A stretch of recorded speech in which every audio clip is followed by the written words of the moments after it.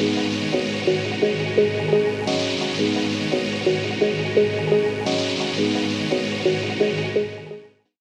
afternoon, everybody. I feel like I'm at a football game. This is fantastic. It's not as obvious for sure to everyone by now that manufacturing is a great buzzword, but it's not a buzzword, it's reality. And all of us are contributing to what is pretty amazing. There's a nice quote up here while I talk you can take a look at and sort of get some context around what I'm going to talk about, which is 3D printing.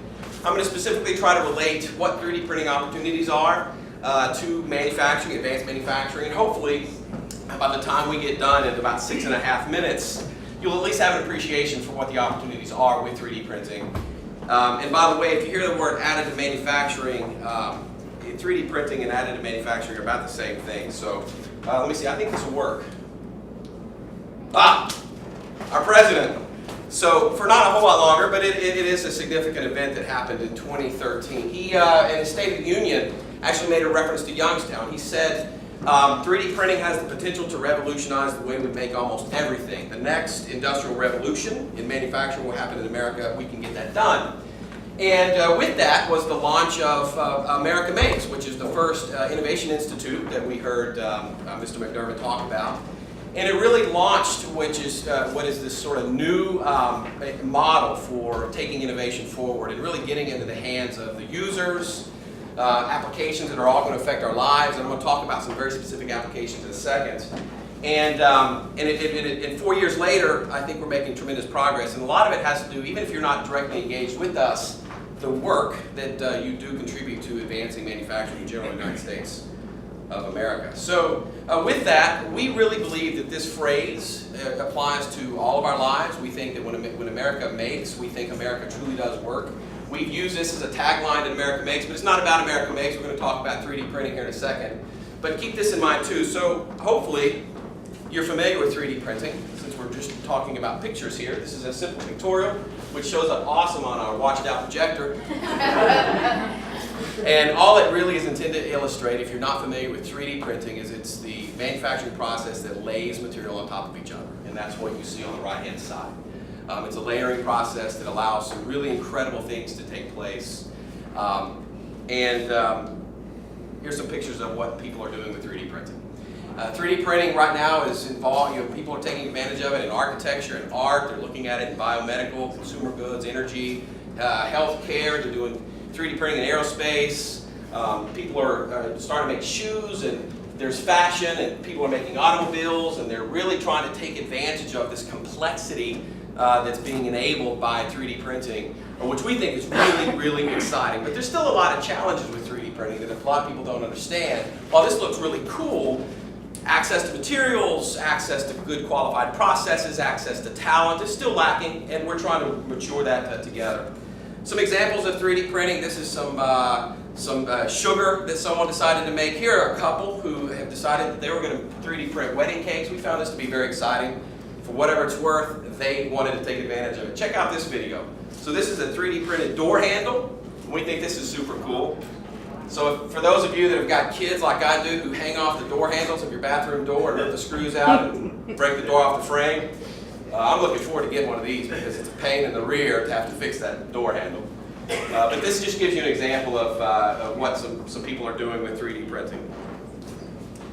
We've got 4 areas that we've been kind of looking at, and when we think about 3D printing, we're always trying to think about the value that it's going to provide to each of us, but in really big ways. Global sort of impacts that 3D printing might have. And so the first one that I'd like to hit on is on-demand, low-cost shelter using resources at the planet. So this is a picture of a villa in China. This is actually fully 3D printed. The interior components and exterior components are 3D printed. They made this house in 5 days, and their goal is to make 10 houses a day using a process very similar to this. So this is a large-scale 3D printing process. We find that to be pretty incredible. The next is what we call sustenance. One might contemplate how in the world are we going to feed 12 billion people moving forward.